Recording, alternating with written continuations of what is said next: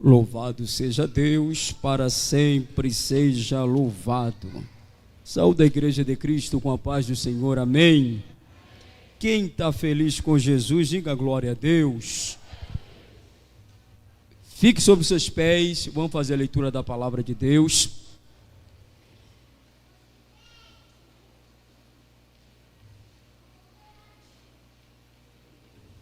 Vamos fazer a leitura da palavra do Senhor. Abra sua Bíblia, Atos dos Apóstolos. Atos dos Apóstolos.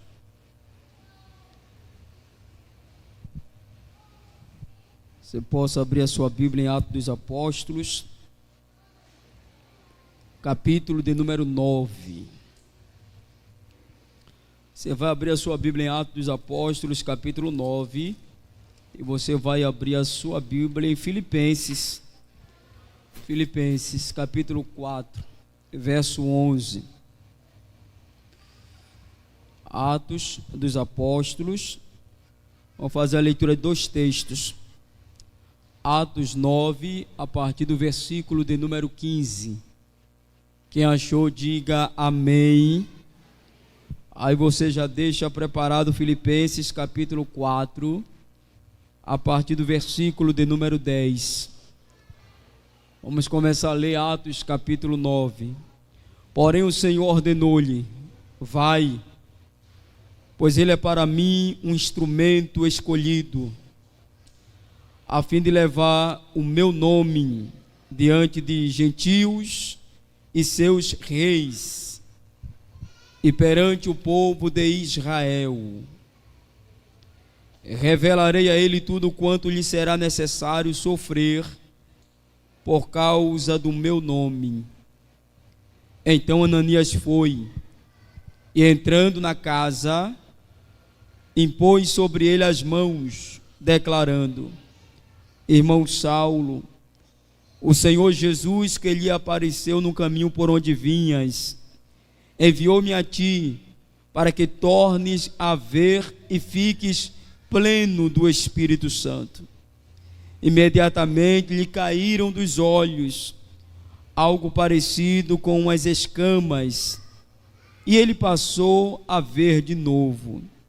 Em seguida, levantando-se, foi batizado, e depois de alimentar-se, ganhou novas forças, e passou vários dias na companhia dos seus discípulos em Damasco. Filipenses capítulo 4, versículo 10. Alegro-me grandemente no Senhor, por terdes finalmente renovado o vosso cuidado para comigo, sobre o qual, na verdade, estáveis atentos, mas vos faltava ocasião apropriada. Não vos declaro isso por estar necessitado, porquanto aprendi a viver satisfeito sob toda e qualquer circunstância. Sei bem o que é passar necessidade, e sei o que é andar com fartura. Aprendi o mistério de viver feliz em todo lugar e em qualquer situação, esteja bem alimentado ou mesmo com fome, possuindo fartura ou passando privações. Tudo posso naquele que me fortalece. Tudo posso naquele que me fortalece. Soberano, maravilhoso e glorioso Deus, ó grande Deus de Abraão, de Isaque e de Jacó, meu Pai amado, meu Pai querido, quero te louvar por mais uma quinta-feira, nós estarmos aqui na sua casa, para juntos adorar o seu nome e ouvir a sua voz falar conosco. Pai, que o Senhor possa falar ao nosso coração, ministrar, ó Deus, a nossa alma, porque nós precisamos te ouvir. Estamos aqui, ó Pai, é porque queremos receber algo da sua parte, e nada melhor do que sentir a tua presença, nada melhor do que receber, ó Pai, a tua unção, nada melhor do que ser tocado por ti. E nesta noite, ó Pai querido, o desejo do nosso coração é ser tocado tocado pela tua presença. Abre o céu, derrama do teu Espírito Santo sobre a nossa vida, que a tua igreja, que o teu povo seja tocado pela presença do Espírito Santo. Glorifica o seu nome, ó Pai, enquanto eu estiver pregando a sua palavra. Glorifique o seu nome e fale com a sua igreja, em nome de Jesus. A igreja diz amém. Poder sentar. Meus amados e queridos irmãos, bem sabemos que o Evangelho do Senhor Jesus não é somente um evangelho de flores. Há momentos na nossa vida que nós teremos aflições, isso é bíblico.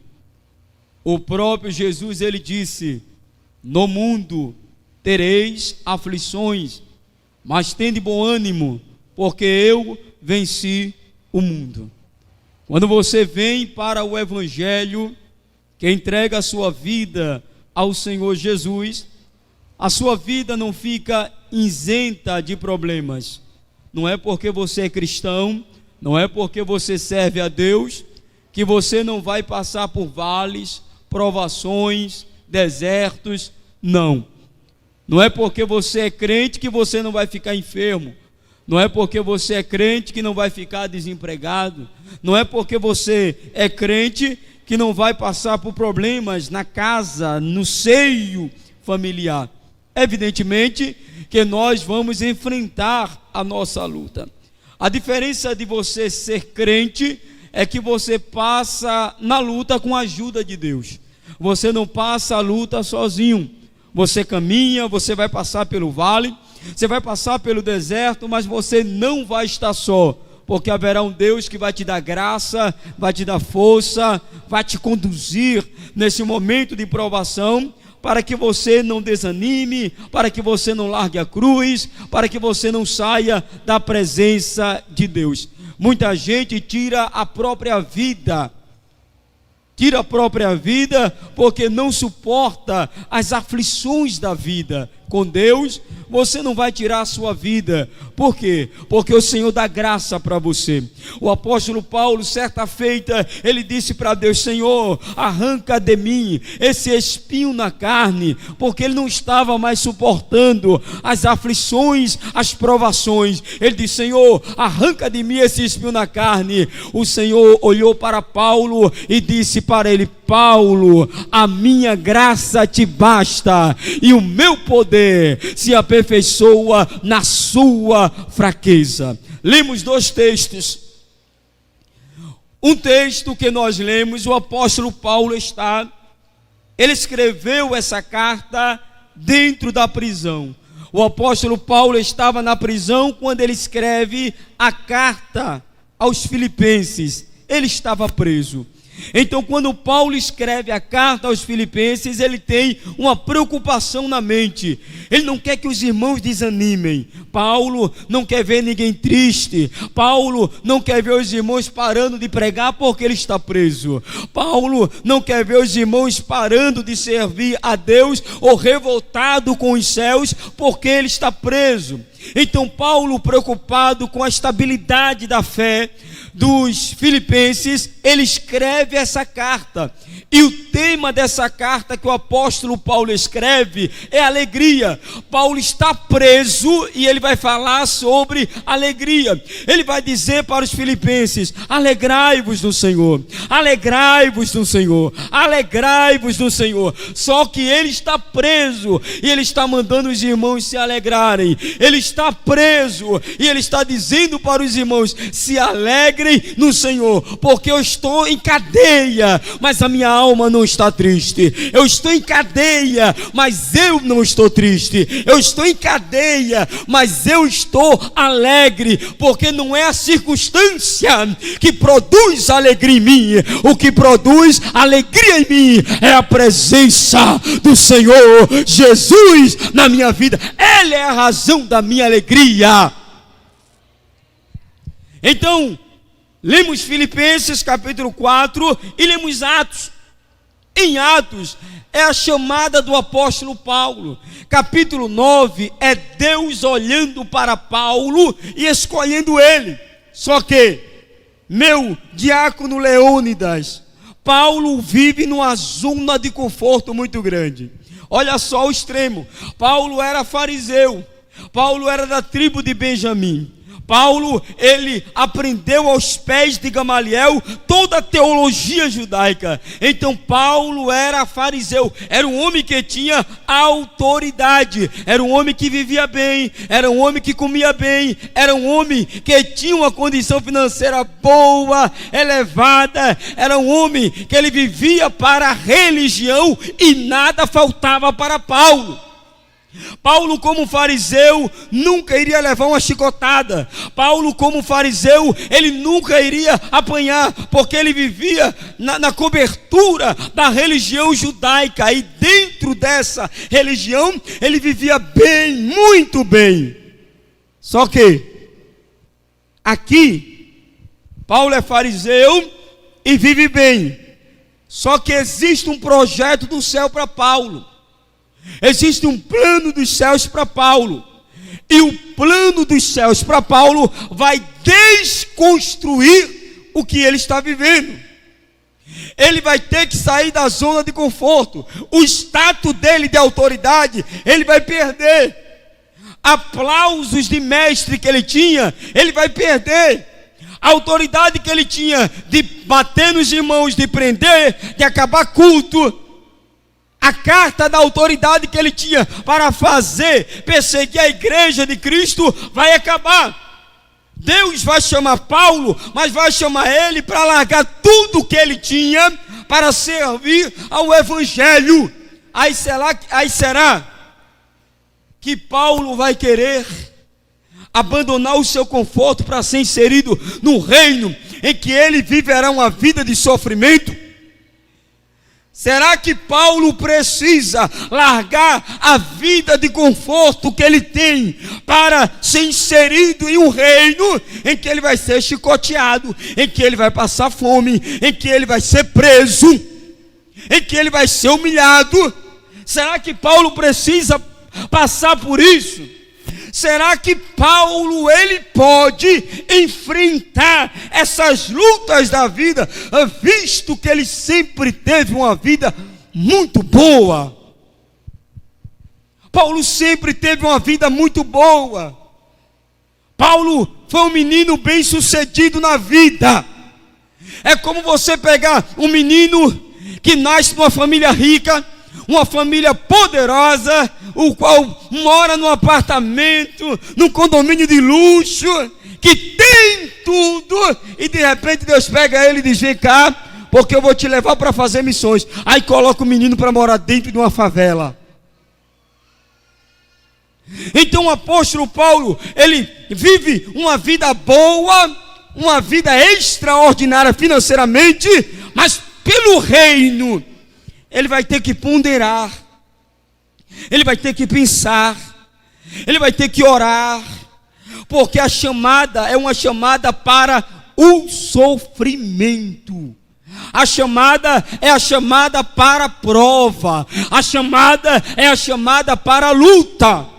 É claro que nesse reino de sofrimento que Deus está vocacionando, que Deus está chamando Paulo, será um momento de sofrimento, mas ele vai ter na sua vida experiências sobrenaturais que dentro do farisaísmo ele não vai ter.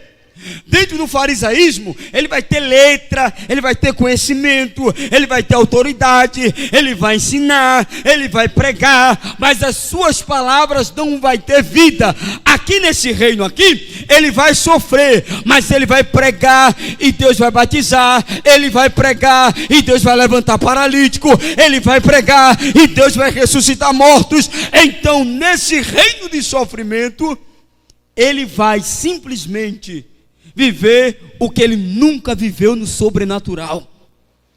Então vale a pena muitas vezes a gente abrir mão de algumas coisas da nossa vida para viver o sobrenatural, para viver com intensidade a nossa vocação, para viver com intensidade a nossa chamada. Vale a pena abrir mão. Então Paulo, ele é confrontado por Cristo, mas é ele que vai escolher se quer, se precisa ou se pode. Ele é confrontado com Cristo no caminho de Damasco, enquanto ele tem uma carta do sumo sacerdote para acabar com o culto, porque Paulo estava tão cheio de si, que dentro de Jerusalém ninguém podia cultuar. Dentro de Jerusalém ninguém podia levantar as mãos para cultuar Jesus, porque Paulo entrava com chicote, acabava o culto, batia nos irmãos, levava os irmãos presos. Ele consegue acabar o culto em Jerusalém. Aí ele fica sabendo que lá em Damasco tem um grupo fazendo culto, fazendo célula, pregando o evangelho. O que é que Paulo vai fazer? Ele chega para o sumo sacerdote e diz: me dá carta, porque eu preciso acabar com o culto lá em Damasco também. Então ele se prepara para acabar com o culto lá em Damasco. Só que Paulo não sabia que no meio do caminho, o dono do culto, o Senhor do culto, o dono da igreja, o Senhor da igreja, iria descer para confrontar.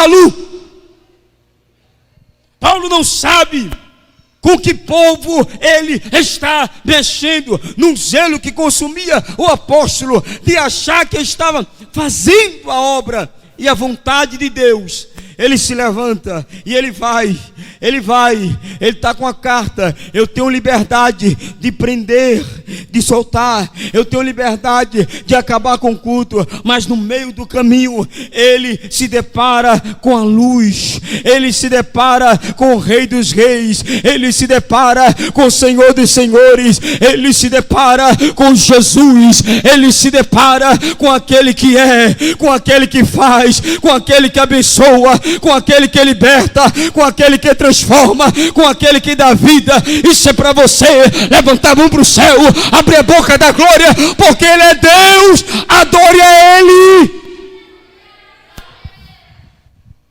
Ele se depara com a luz e ele ouve a voz: Saulo, Saulo, por que você me persegue? Ele fala: quem és, Senhor, para eu te perseguir? Eu sou Jesus, a quem você está perseguindo. Levanta, ele levanta. Vai à rua chamada direita, ele vai. A rua chamada à direita. Entra na casa de um certo Judas, ele entra. E lá ele fica 3 dias. É o momento decisivo da vida do apóstolo. Ele fica 3 dias orando. 3 dias orando. É o momento decisivo da vida dele. Ele tem autoridade para prender, e Jesus prende ele no evangelho. Ele tem autoridade para fechar a igreja, e Jesus vai usar ele para quebrar as correntes que aprisionavam os gentios. Ele tem autoridade para chicotear os irmãos que amavam o evangelho. Agora ele vai ser chicoteado pelo evangelho. Ele tem autoridade para impedir os irmãos de cultuarem ao Senhor Jesus. Agora, preso em Cristo, ele vai ser um adorador de excelência. Ele vai cultuar com excelência ao Senhor. 3 dias. São 3 dias o apóstolo orando. 3 dias o apóstolo falando com Deus. 3 dias o apóstolo refletindo. Talvez nessa oração: o que é que eu vou fazer da minha vida? Depois de uma experiência dessa, eu passei anos e anos estudando, mas eu nunca tive uma experiência dessa. Eu passei anos e anos aos pés de Gamaliel, mas eu nunca tive uma experiência dessa. O que é que eu fiz da minha vida? Estava batendo em cristãos, prendendo os cristãos, mas o que eles estavam pregando é verdade. O que é que eu vou fazer da minha vida? Vou continuar fariseu, ou vou abrir mão do conforto que eu tenho para viver o evangelho? Ou vou abrir mão do conforto que eu tenho para seguir a Jesus? O que é que eu faço da minha vida? O que é que eu quero da minha vida? 3 dias de reflexão. É quando Deus ele fala com Ananias e diz: Ananias, meu filho, Eu quero que você vá orar por alguém. Eu quero que você ore por alguém. E Ananias olha para Deus e pergunta: Senhor, quem é? Jesus, quem é? É Saulo. Quando ele ouve o nome Saulo, ele estremece. Ele faz: Saulo não, Senhor. Manda eu orar por qualquer crente, que eu vou lá, eu oro, eu intercedo, coloco a mão na cabeça, eu ministro sobre ele. Mas o Senhor está mandando eu orar por Saulo. Saulo, ele está acabando o culto lá em Jerusalém. Saulo veio aqui em Damasco para acabar culto. Ele veio com a carta para acabar culto aqui também em Damasco. E ali Jesus olhou para Ananias e disse: meu filho, vá orar por ele, porque ele é para mim um vaso escolhido. Vá orar por ele, porque ele é para mim um vaso escolhido. Eu sei que ele estava perseguindo a igreja, mas eu escolhi ele. Eu sei que ele prendeu os irmãos, mas eu escolhi ele. Eu sei que ele veio aqui para acabar com o culto, mas eu escolhi ele. Ele é para mim um vaso escolhido. Cadê aqueles nessa noite que são vasos escolhidos do Senhor? Levanta a mão para o céu, abra a boca, faz barulho, reage, dá glória ao Senhor, porque você é vaso escolhido. Saulo, Jesus, ele disse para Ananias: Ananias, eu vou revelar para ele o que ele vai padecer por amor do meu nome. Eu vou revelar para ele, Ananias, o que ele vai sofrer por causa do evangelho. Agora você imagina, Saulo está orando: Saulo, eu tenho um projeto na sua vida. Tá bom, Senhor. Agora não vai ter cadeira acolchoada para você sentar não, viu? Como você tinha na sala dos fariseus, não. Ninguém vai te aplaudir, você não vai ter aplauso, ninguém vai aplaudir você. Não vai ter regalia não. Vou mostrar para você o que você vai passar. Se você aceitar o desafio, você vai levar chicotada, você vai ser preso, você vai passar fome, vai passar por naufrágios. Então Jesus, ele fala para Ananias: eu vou revelar para ele o que ele vai passar por amor do meu nome. Talvez se isso acontecesse com você, você largaria o evangelho. Talvez se Deus revelasse para você: eu vou revelar para você o que você vai passar daqui para frente. Eu vou revelar para você o que vai acontecer na sua vida daqui para frente. Talvez se Deus passasse um filme para você do sofrimento que você iria enfrentar, você olharia de misericórdia, Senhor. Para ser crente passar por isso é melhor não. Mas o apóstolo Paulo é completamente diferente. Jesus disse: eu vou revelar para ele o que ele vai padecer por amor do meu nome. Jesus revelou, Jesus mostrou, mas ele não deixou o seu propósito, ele não deixou o seu chamado, ele não deixou a sua vocação. Às vezes nós achamos e pensamos que Deus, ele não está na tormenta. Às vezes nós temos a ideia de que Deus está com a gente quando tudo está na bênção. Às vezes nós temos a ideia de que Deus está com a gente quando a porta está aberta, quando tem dinheiro, quando tudo está fluindo, tudo está bem, você está feliz, o relacionamento na casa, na família, no casamento, com os filhos, vai tudo bem. A gente olha e diz: Deus está comigo, Deus está me abençoando, Deus está comigo, Deus está me abençoando. Só que muitas vezes na tormenta, na luta, Deus também está. Não pense que Deus te abandonou porque você está chorando. Não pense que Deus te abandonou porque você está na prova. Não pense que Deus te abandonou porque está faltando tudo na tua vida. Não pense que Deus te abandonou porque você não tem um sapato bom para colocar no pé. Não pense que Deus te abandonou porque você não tem dinheiro para comprar uma roupa legal. Não pense nisso, porque na luta Deus está presente. Deus está presente. Deus está presente. Deus está presente. A gente cria na nossa cabeça a ideia de que Deus só está conosco quando tudo vai bem. Vai tudo bem, Deus está comigo. Só que, gente, Deus permite a luta para me tirar da zona do conforto e para tirar você da zona do conforto. Às vezes, nós estamos relaxados demais. Aí Deus permite algo acontecer para despertar, para a gente orar um pouco mais, para a gente ler um pouco mais, para a gente voltar o coração para Ele um pouco mais. A luta não é para você se assombrar, a luta é para você se conectar com o céu, é para você se conectar um pouco mais com Deus. A luta não é para Deus massacrar você ou castigar você, não. A luta não é para isso. A luta é para você pensar um pouco mais no céu. Porque às vezes quando a gente está na bênção, a gente pensa muito aqui na terra. A gente está na bênção, a gente pensa muito aqui na terra. Aí a gente fica no nosso mundo, aqui na terra. Aí Deus muitas vezes permite algo para a gente lembrar dele. Senhor, tem misericórdia. Senhor, me ajuda. Senhor, abençoa a minha casa. Senhor, abençoa a minha família. Que luta é essa, Senhor?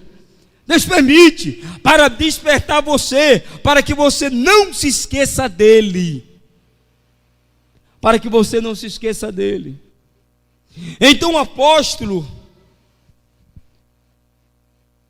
no capítulo 4, aí Ananias vai lá, ora por ele, a escama cai dos olhos, ele é batizado nas águas, é cheio do Espírito Santo, e a partir dali o apóstolo Paulo começa já a pregar o evangelho, a pregar a palavra. Ele toma posse por completo da sua vocação e da sua chamada.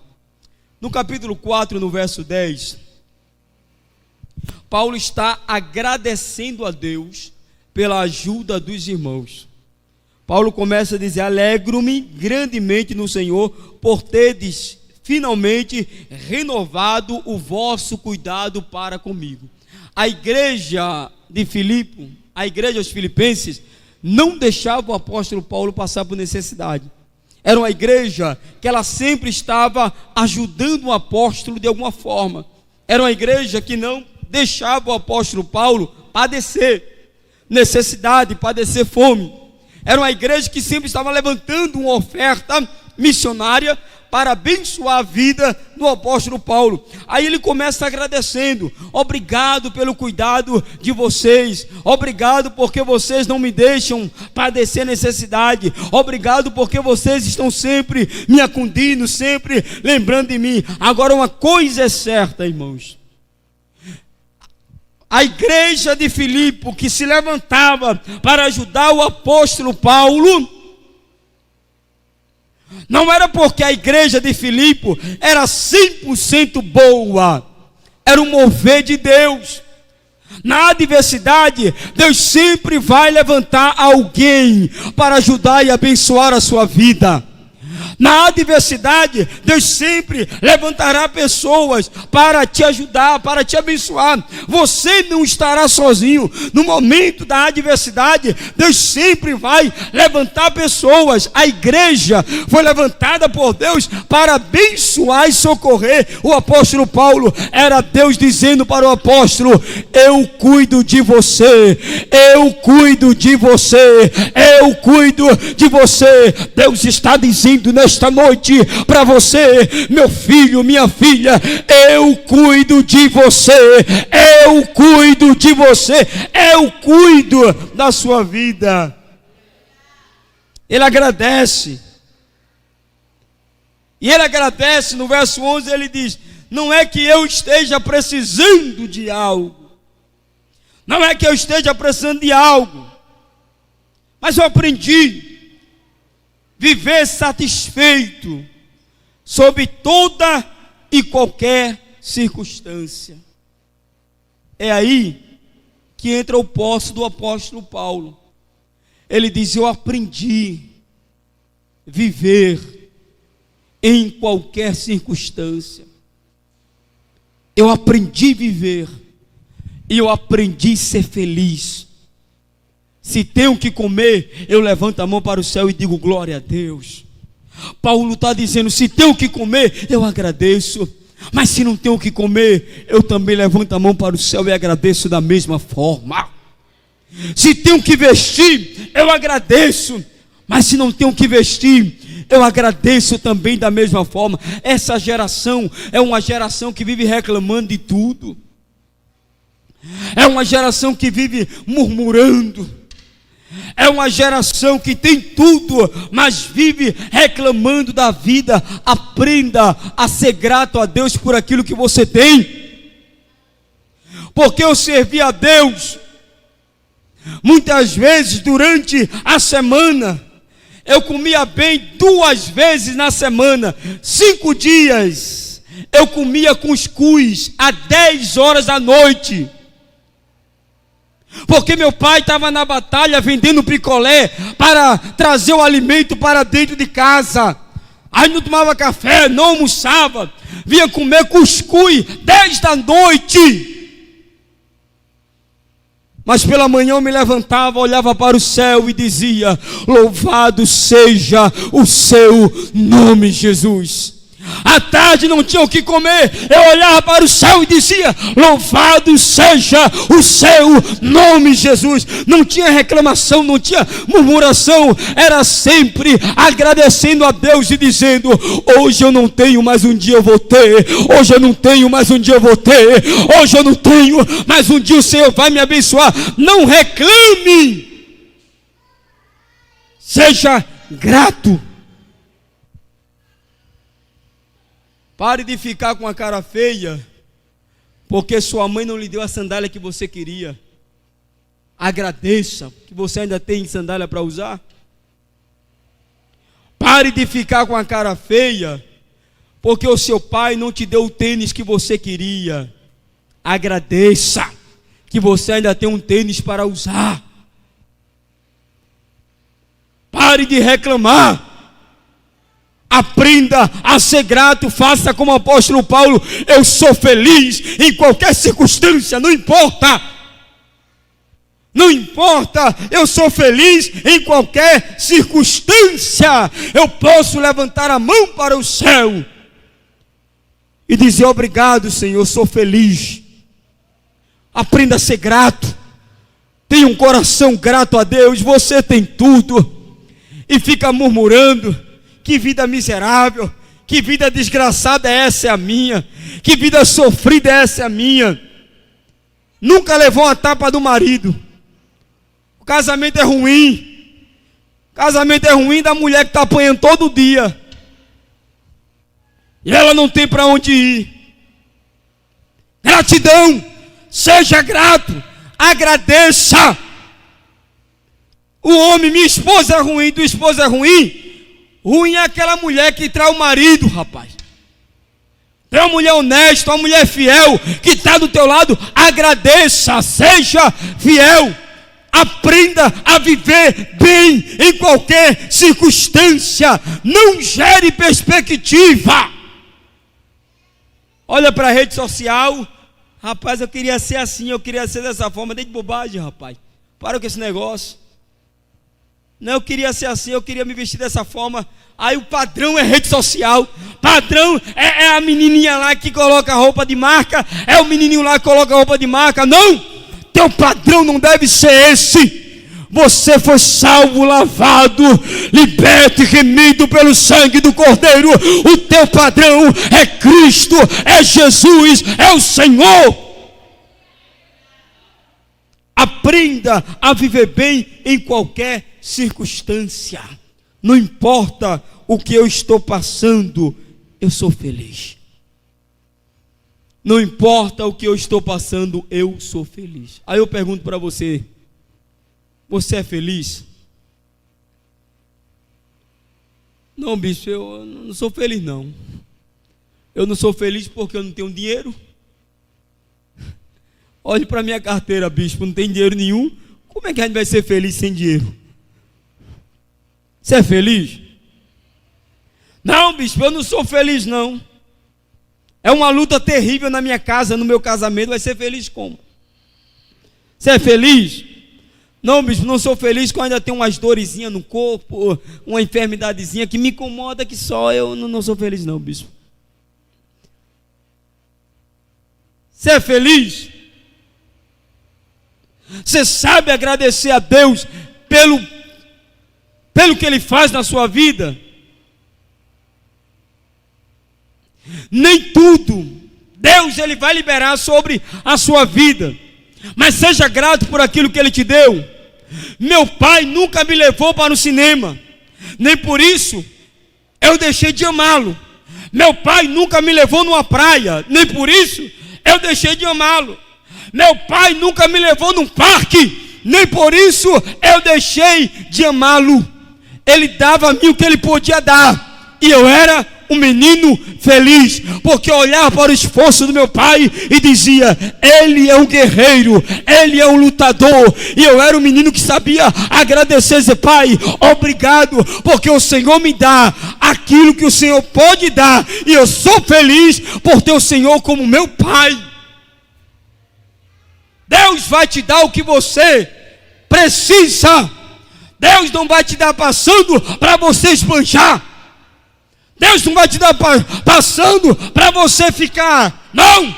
Deus vai dar o que você precisa, o que é necessário para a sua casa, o que é necessário para a sua família, o que é necessário para você. Agora seja grato e seja feliz.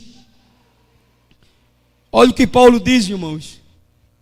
Verso 12: sei bem o que é passar necessidade, e sei o que é andar com fartura. Olha o extremo. Paulo está dizendo: eu passo por necessidade, e sei passar e fico feliz nela. Mas depois eu vou para a fartura, fico feliz da mesma forma. Ele não fica feliz mais na fartura do que na necessidade, não. É estável. A felicidade do apóstolo Paulo é estável. Ele consegue ser feliz na necessidade e ele consegue ser feliz na fartura. Ele diz: aprendi o mistério de viver feliz em todo lugar e em qualquer situação, esteja bem alimentado ou mesmo com fome, possuindo fartura ou passando privações. Aí ele diz: tudo posso naquele que me fortalece. Tudo posso naquele que me fortalece. Paulo está dizendo: na fartura, a minha força é Ele. Na escassez, a minha força é Ele. Me alimentando bem, a minha força é Ele. Com fome, a minha força é Ele. Paulo está dizendo: eu passo por todas essas circunstâncias, porque Ele me dá força para passar. Então Paulo entende que a sua felicidade não é na terra, a sua felicidade é Cristo. Paulo compreende que a sua felicidade é Cristo. Olha só, irmãos, para a gente finalizar, Filipenses capítulo 3, versículo 4. Eu falei para você no começo que Paulo era fariseu e ele vivia uma vida de regalia. Olha só, Filipenses 3,4. Embora eu também tivesse razões para alimentar tal convicção, ora, se alguém julga que tem motivos para confiar na carne, eu ainda mais, circuncidado no 8º dia, filho da descendência de Israel, da tribo de Benjamim, hebreu de hebreus, quanto à lei fui fariseu, quanto ao zelo persegui a igreja, quanto à justiça que há na lei, irrepreensível. Todavia, o que era para mim, o que para mim era lucro, passei a considerar como um prejuízo por causa de Cristo. Mais do que isso, compreendo que tudo é uma completa perda quando comparado à superioridade do valor do conhecimento de Cristo Jesus, meu Senhor, por quem decidi perder todos esses valores, os quais considero como esterco, a fim de ganhar Cristo.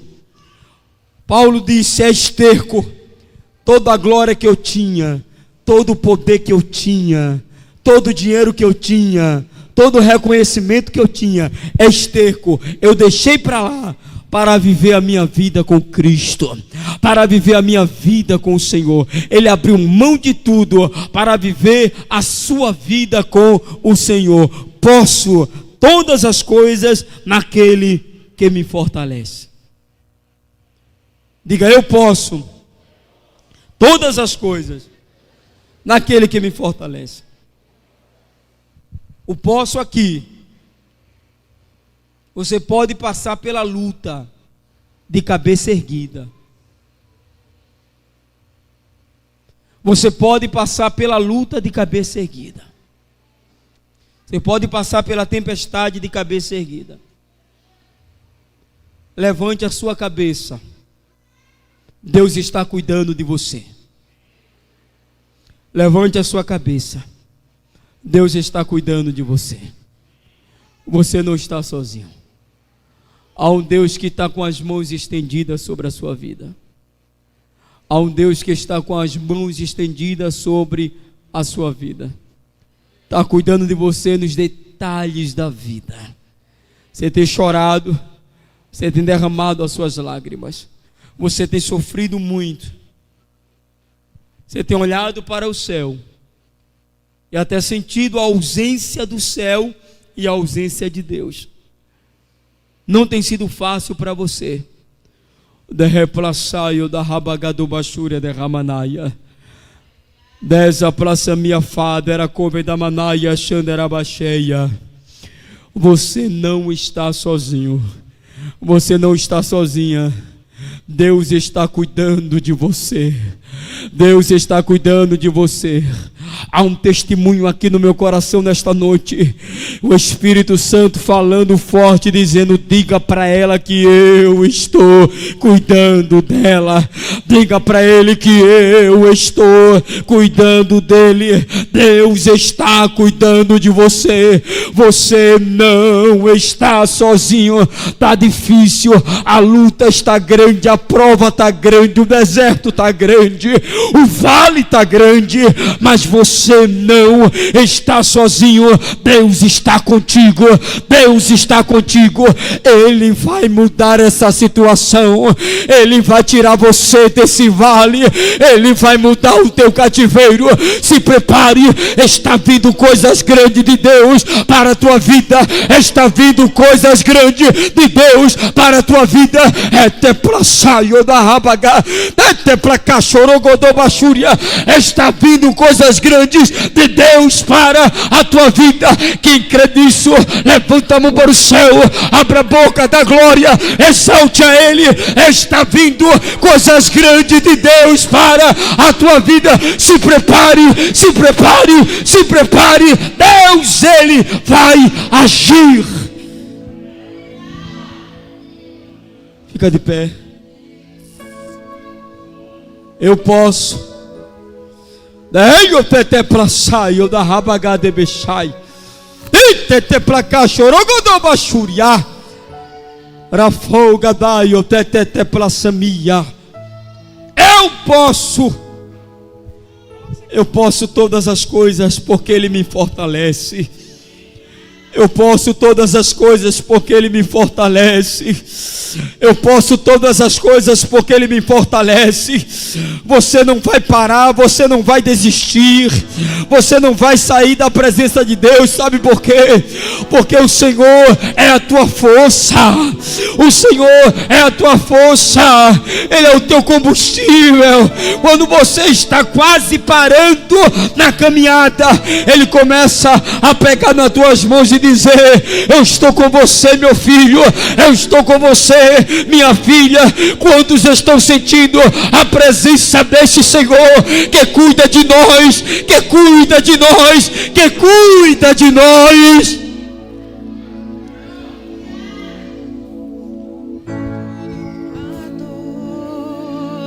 Oh, você pode se aproximar do altar.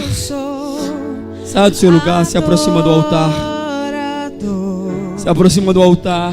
Assim Deus me formou. Oh. E quem poderá calar a voz? Ele está cuidando. Coração. Ele está cuidando de você.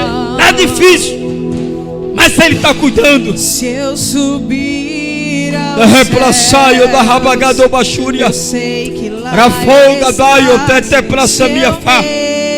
Dera cove da manaia xandera baixaia. no mais Ele está cuidando de você. profundo Ele está cuidando de você. mar, poderei Ele está cuidando de você. ausentar Tá difícil, mas Ele está do cuidando de você. teu olhar. A luta está grande, mas Ele está cuidando de você. Ele está cuidando de O você. Deus que me sonda.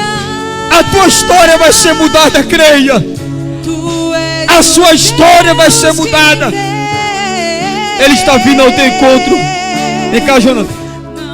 Ele está vindo ao teu encontro. Todas as respostas. Ele está vindo ao teu encontro para mudar a tua história, para mudar a tua vida.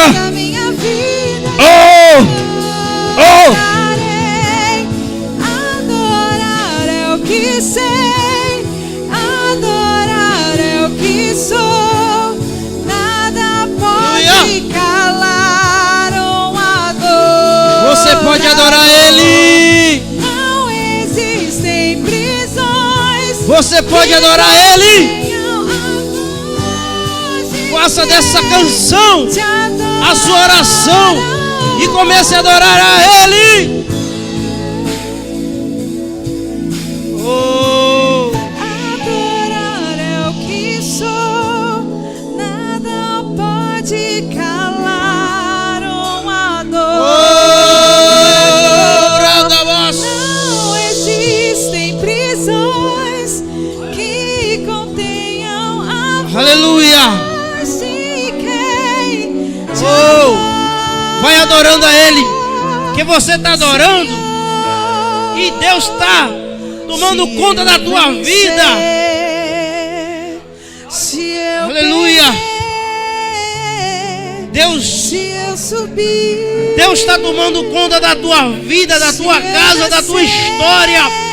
Deus está cuidando de você nos mínimos detalhes, assim como Ele fez, como o apóstolo Paulo. Ele disse: eis que vai lá, ele é vaso escolhido, e Deus está falando no particular com alguém aqui, dizendo: você, meu filho, você, minha filha, é vaso escolhido.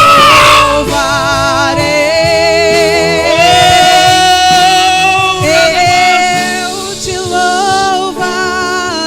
Ei, não desanima, não desanima. Você veio no lugar certo. Você veio fraco, você veio fraca, e o Senhor te dá força essa noite. Você veio com tristeza no coração e vai sair daqui cheio de alegria.